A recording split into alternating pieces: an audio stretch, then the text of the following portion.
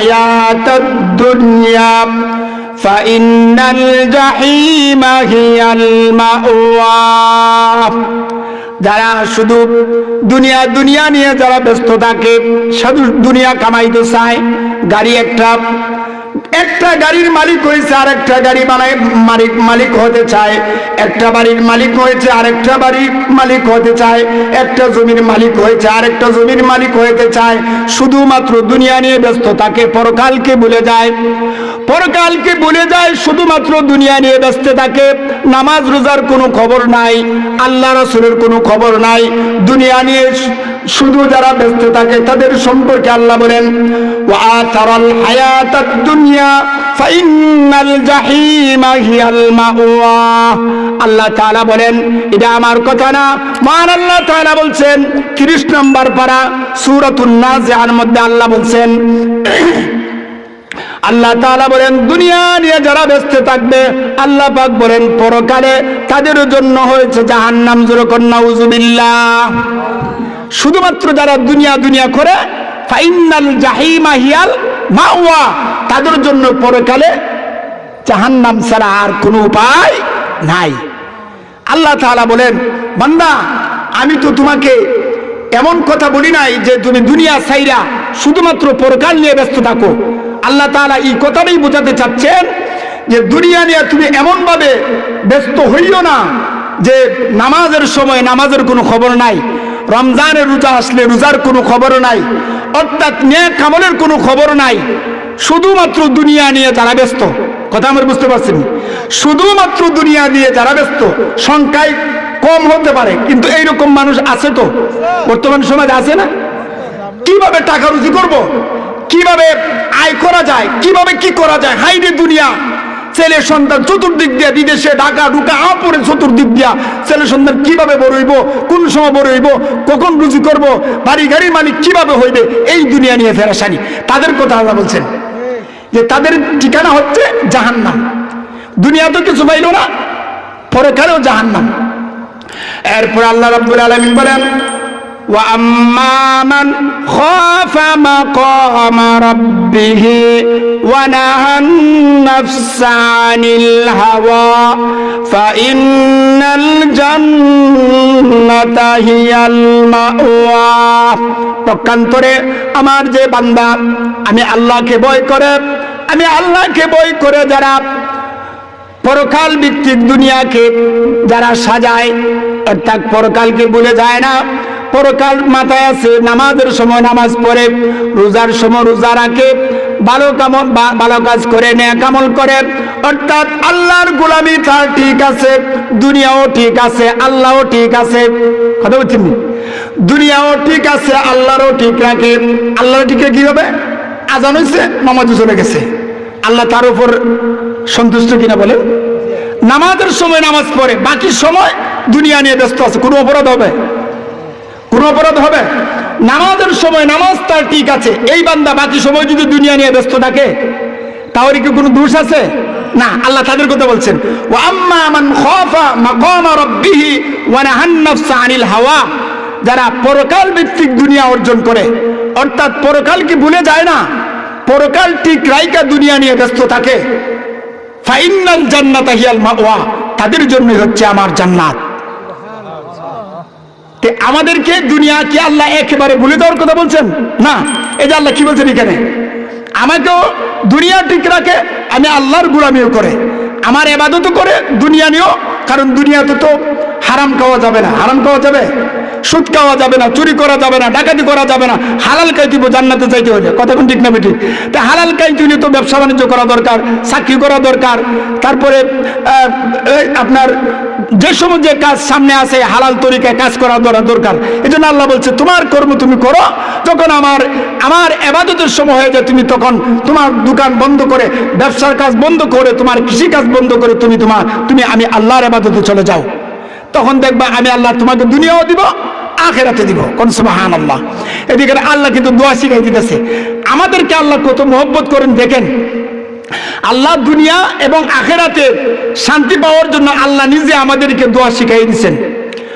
রব্বানা আতিনা ফিদ দুনিয়া হাসানা وفي الآخرة حسنة وقنا عذاب النار আসেনি পারেননি আপনারা কোরআনের আয়াত কিনা বলেন আল্লাহ তাআলা কি সুন্দর বলছেন রব্বানা আল্লাহ তাআলা আয় আমার রব আতিনা তোমার কাছে আমরা সাহায্য চাই কার কাছে আল্লাহর কাছে আমরা সাহায্য চাই আয় আল্লাহ তাআলা ফিদ দুনিয়া হাসানা তোমার কাছে আমরা সাহায্য প্রার্থনা করি তোমার কাছে আমরা ফরিয়াদ জানাই ফিদ দুনিয়া হাসানা আল্লাহ তুমি আমাদেরকে দুনিয়ার কামিয়াবি দান করো দুনিয়ার মঙ্গল দান করো দুনিয়ার শান্তি দান করো ওয়া ফিল আখিরাতি হাসানা এবং পরকালের শান্তিও আমাদেরকে দান করো ওয়া কিনা আযাবান নার আর আল্লাহ তোমার জাহান্নামের আগুন থেকে আমাদেরকে বাঁচায়া দাও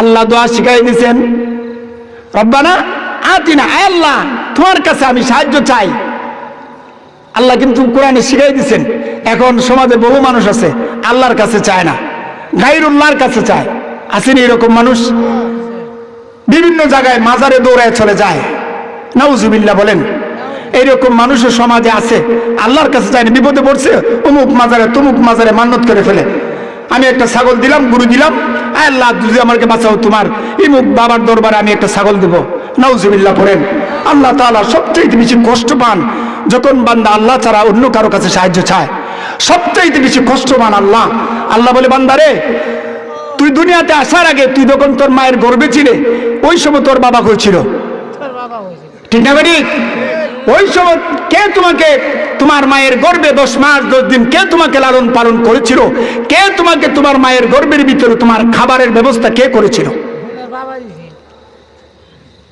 আল্লাহ রাব্বুল আলামিন বলেন তোমার মায়ের গর্ভের ভিতরে তোমার বডির ভিতরে যখন আমি রূহ দিলাম রূহ দেওয়ার পরে তোমার খাবারের প্রয়োজন হয়েছিল ওই সময় দুনিয়ার কোন ডাক্তার দুনিয়ার কোন ইঞ্জিনিয়ার কেউ তোমার খাবারের ব্যবস্থা করতে পারে নাই কেউ মায়ের গর্ভের ভিতরে খাবার কেউ পৌঁছাইতে পারবে না কেউ এই ব্যবস্থা করতে পারবে না বান্দারে ওই রূহ দেওয়ার পর থেকে নিয়ে দুনিয়াতে আসার আগ পর্যন্ত আমি আল্লাহ তাআলা তোমার মায়ের গর্ভের ভিতরে তোমাকে আমি লালন পালন করেছি সুবহানাল্লাহ ওই সময় যদি তোমাকে আমি লালন পালন করতে পারি বান্দারে আমার রিজিকের বান্দারে কি রিজিকের অভাব হয়েছে নাকি আমি আল্লাহ কি পারি না বিপদ থেকে উদ্ধার করতে তুমি কেন যাও ও বান্দা তুমি তাকায় দেখো আমার বন্ধুদের দিকে আইয়ুব আলাইহিস সালামের দিকে তাকাও আইয়ুব আলাইহিস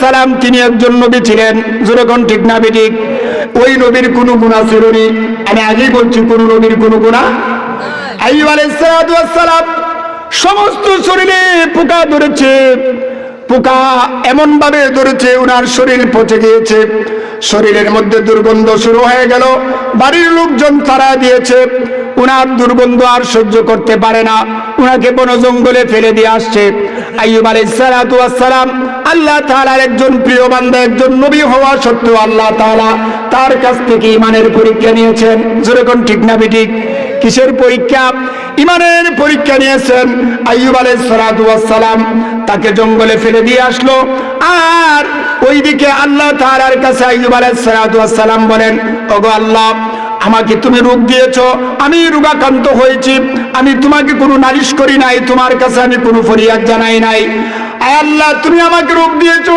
তুমি আমাকে রোগ থেকে মুক্ত করতে পারবে আয় আল্লাহ তোমার কাছে আমি সাহায্য চাই আল্লাহ তুমি আমাকে রোগ থেকে মুক্ত করে দাও যেরকম সুবহানাল্লাহ আল্লাহ তাআলার কাছে আইয়ুব আলাইহিস সালাম সাহায্য চাইছিলেন নাকি দুনিয়ার কারোর কাছে চাইছিলেন আল্লাহর কাছে সাহায্য চাইছেন আল্লাহ রাব্বুল আলামিন পবিত্র কোরআনুল কারীমের মধ্যে আইয়ুব আলাইহিস সালাম সম্পর্কে বলেন ফাস্তাজাবনা লাহু ফাকাশাফনা মা বিহি মিন দুররিন ওয়া আতাইনাহু আহলাহু ওয়া মিসলাহুম মাআহুম রাহমাতাম মিন ইনদিনা ওয়া যিকরা লিল আবিদিন এ দুনিয়ার বান্দা বান্দিরা আমার বন্ধু ইব্রাহিমের দিকে আইয়ুব আলাইহিস সালাতু ওয়াস সালামের দিকে তাকাও। আমার বন্ধু দুনিয়ার কোনো মানুষের কাছে সাহায্য চায় নাই, আমি আল্লাহর কাছে সাহায্য চাইছিল।